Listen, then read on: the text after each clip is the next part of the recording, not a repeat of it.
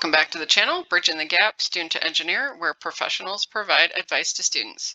Today we're going to be doing a deep dive into the University of Pennsylvania, so let's get right to it.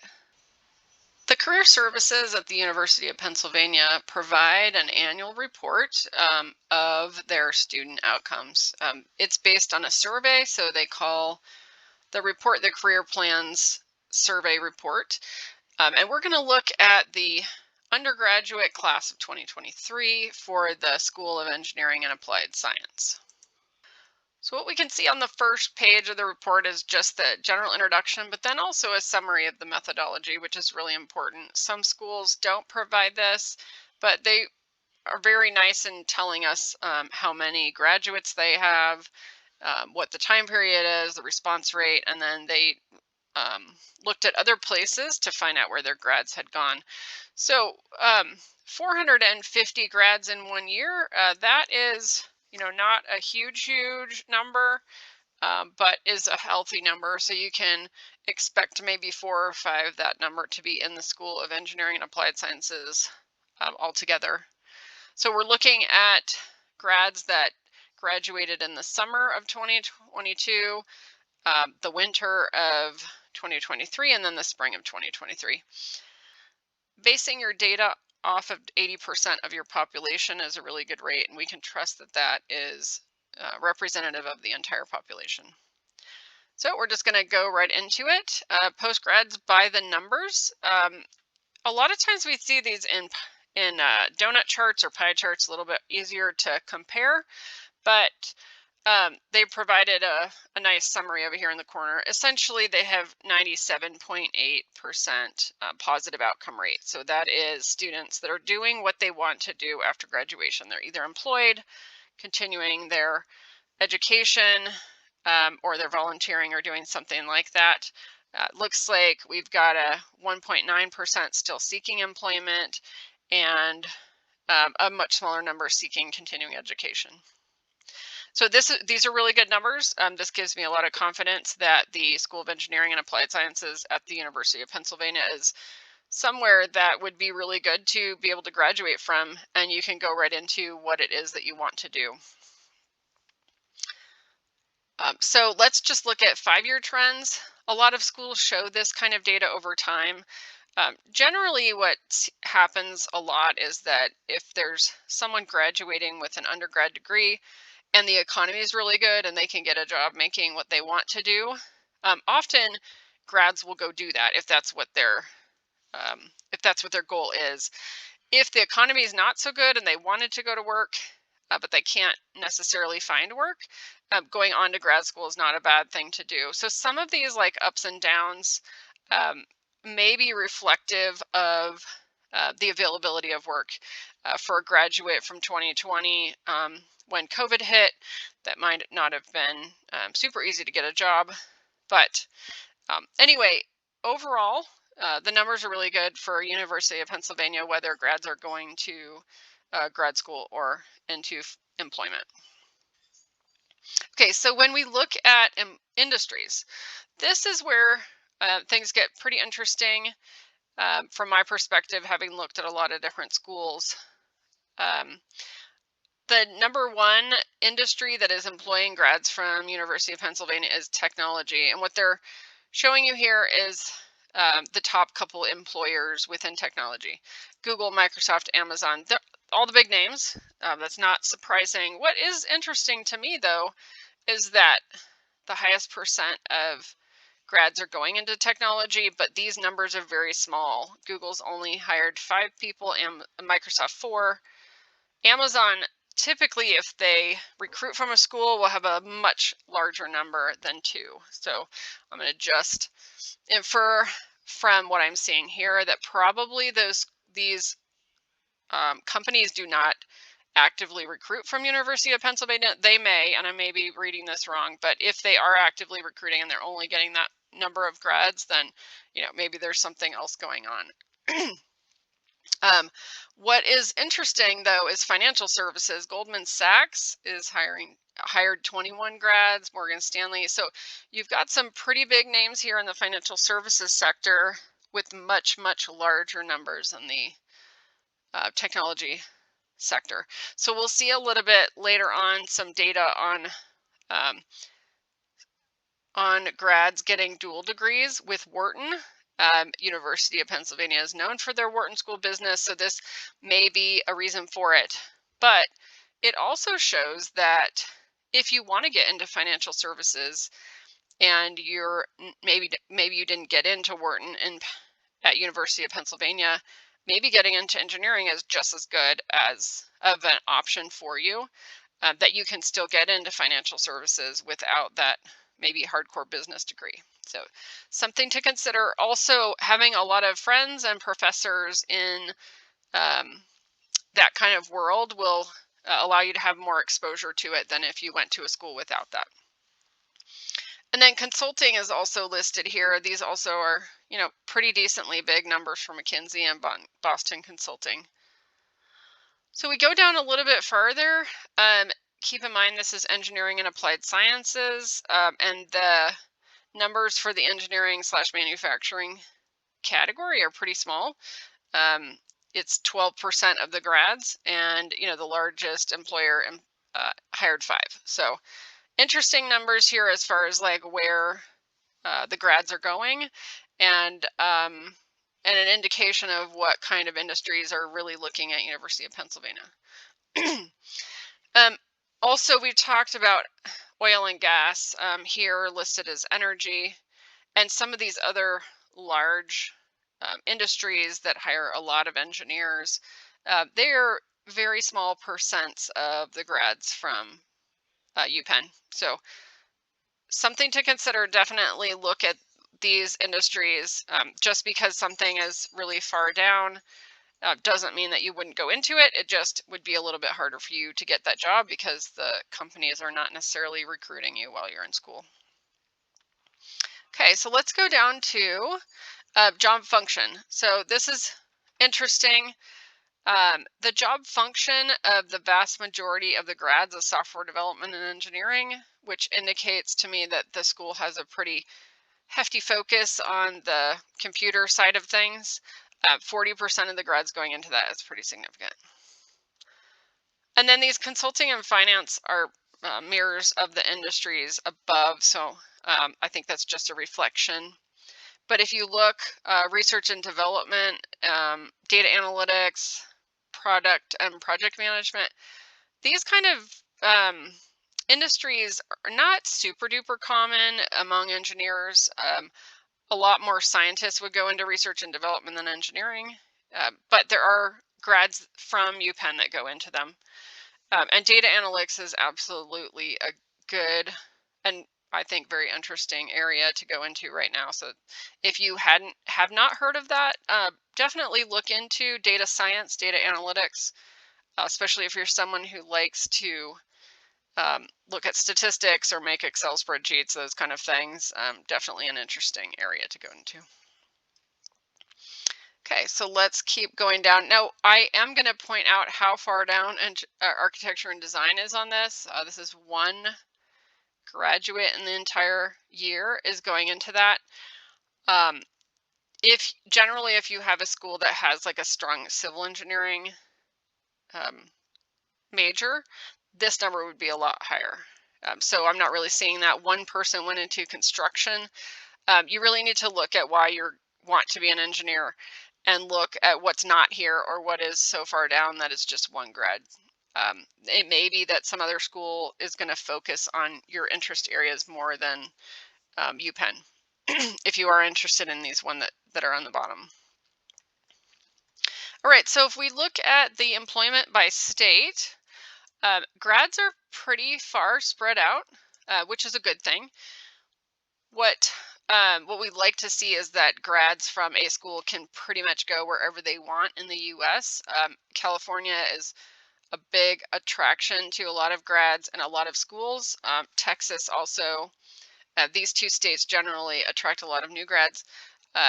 Washington is higher than I've seen at some other schools. So that's an interesting one to look at.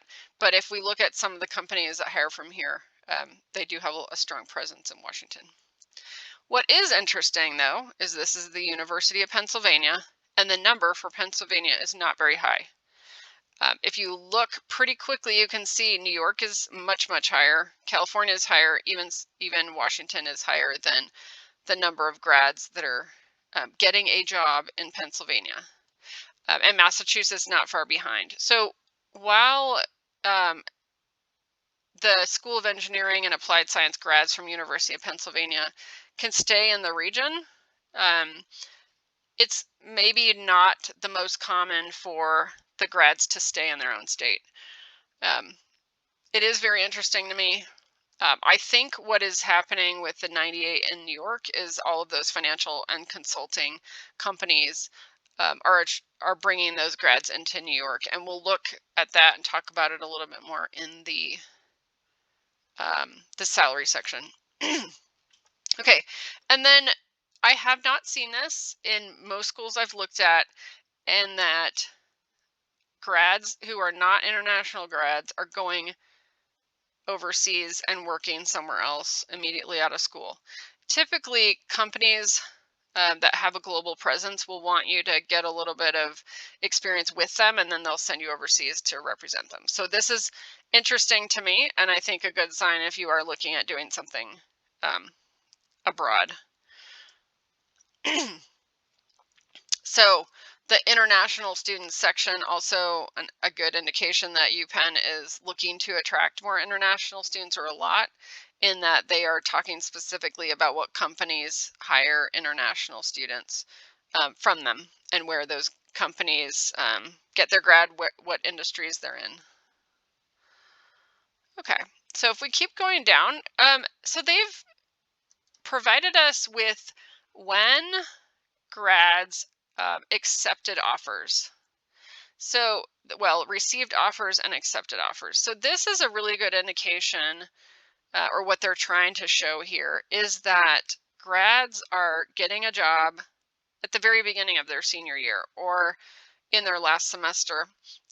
While this shows a graph over time, it does not say how many of the August grads there were, or December grads, or May grads. It doesn't break that out. So this can be a little bit misleading, but what I want to do is talk about what this means.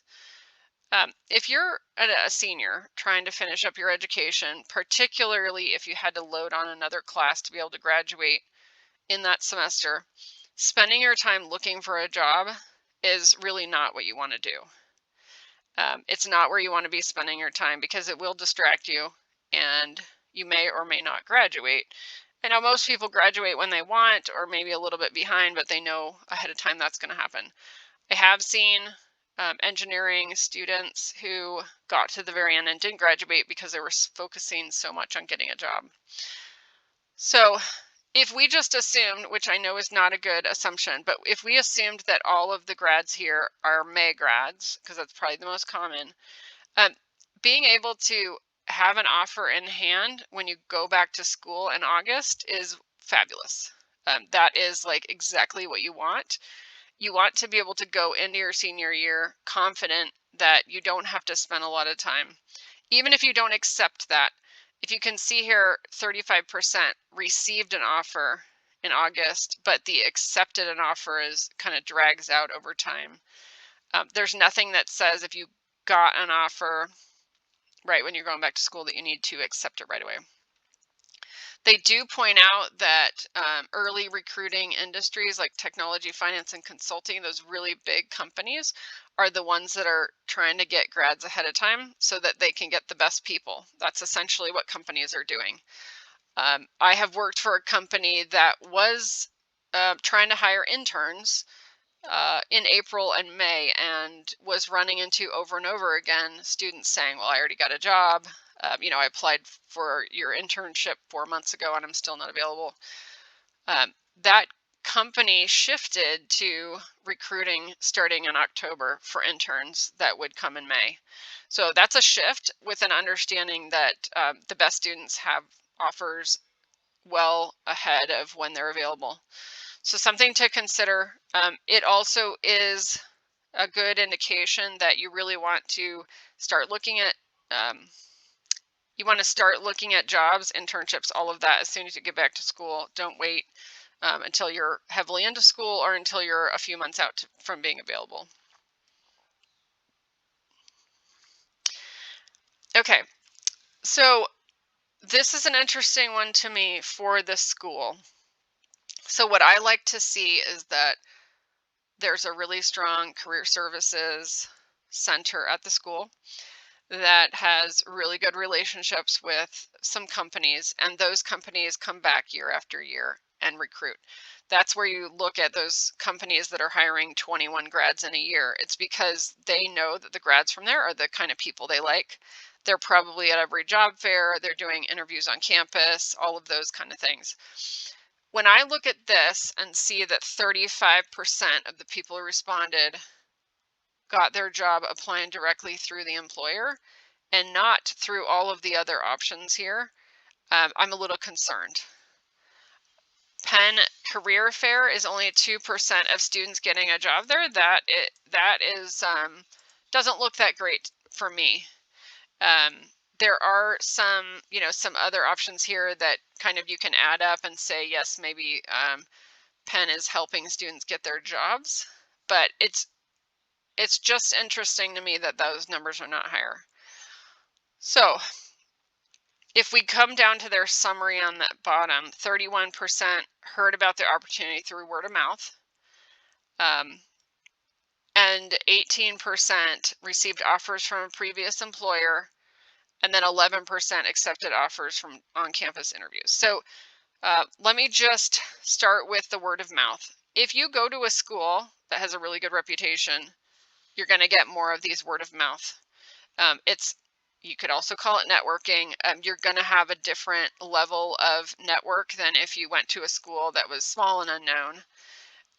Again, though, how much do you want to work your network to try to get a job versus being able to do something on an on-campus interview? So this is really about knowing people. This is about going to a school with a known name and making sure that you are making connections at that school. Not that you're, hiding in your room, doing homework on Saturday night instead of talking to people, all of those kind of things. This really is indicating that Penn students need to have those connections, and they do have those connections, at least in getting the jobs. The next one on here, accept or return offers from a previous employer. These are primarily from internships. So that spike in students having an offer in August, it's because they left an internship between their junior and senior year. As they left the internship, the company said, you're graduating in 9 months. We want to give you an offer right now. Some of those are contingent offers. Sometimes they're solid offers, but the primary reason why companies have internship programs is for recruiting. And so a lot of the students from UPenn are getting those offers from previous employers. I think that's great. That's a really good way to get your jobs. Okay, and then we go down to the on-campus interviews. Again, I've talked about it, but I'm a little bit concerned that this is so low. I would like to see it a lot higher. I would like to see the Career Services Center having more of that available to the students and getting the right companies in that the students want to have those interviews and get those jobs with those companies. All right, so starting salary. Typically, for engineering schools, the average starting salary we see is about $80,000. You will not see $80,000 on this chart. Even in 2019, it was $99,000. But what we also don't see in most engineering schools is a large chunk of students going into finances and consulting. And we don't see a large chunk of students going to New York City, where the cost of living is really high. So this number, 122,000, is actually similar to what University of California, Berkeley has for their average starting salary. So it gives you a little bit of idea of students who are in like the San Francisco Bay Area with a really, really high cost of living. Another school has a lot of grads going to New York City and San Francisco. The starting salaries are higher. So Is that good? Is that bad? It really depends on what you're looking for. If you are really ambitious and you love urban life and you want to go out and make a big difference for big, huge companies in big cities, a place like University of Pennsylvania can be a really good fit for you. If you want to be the kind of engineer that's going to be designing a building or working on a construction project, or you're going to be, returning to your small town wherever you grew up, University of Pennsylvania is not telling me that it is really aligned with the small town, stay where you've always grown up type thing. That doesn't mean that grads don't do that, but a lot of the grads are going out into the big world with the big cities and getting those jobs that are, um, I'll just say, they are high stress. They're typically very demanding, particularly of new grads. And so you're going to be working and living in a place with a very high cost of living and having a lot required of you from the work standpoint. This can be a really good way of paying back loans to take those jobs when you graduate. But anyway, these numbers are a lot higher, but I think it really has to do with location and industry, not necessarily that, this education is much, much better than something else. It's just where the connections are. Okay, so I mentioned this a little bit ago about dual degrees. So basically, this is just telling you a little bit more about where the salaries are for various, well, first gender, but then also what kind of degree. So this SEAS is Engineering Applied Sciences only. Then there's a dual degree, a couple different options here. The WH is Wharton. So if we just look at where data is available, we have people who got degrees from Engineering Applied Sciences by themselves. They, again, have a pretty good average and medium numbers. The range, the upward end of the range is pretty big. I absolutely would not expect to make that graduating. And you never know where that one person may be working if they are going directly into, their family's very successful business and they're the fourth generation, they get this kind of salary. You just don't know what those situations are. So I would definitely stick around using the median as where you can think you're going to end up when you graduate. And then for those who have a dual degree, business and engineering and applied sciences, here's the data here. A little bit just overall median, a little bit lower than engineering applied sciences only, but really in the ballpark. So I wouldn't discount that as being better or worse. Okay, and then we typically don't do too much on this channel with grad school, but I'll just talk about this one a little bit. So they're talking about the different fields of study. Most engineering applied sciences grad are continuing their education in engineering. That makes sense. What is interesting to me is when you look at the numbers that have gone to different places, the vast majority of them are staying at UPenn. Sometimes that is because the university has a program that makes it easy for you to stay there for grad school. That's something to look into if you are interested in doing something like that. But you can be confident that for grads that do go to grad school, the vast majority of them are going to stay at the same school and just continue with their education. That's all the information on the University of Pennsylvania website. I hope you found it to be helpful. Please like and subscribe and share with your friends, and I will see you on the next one.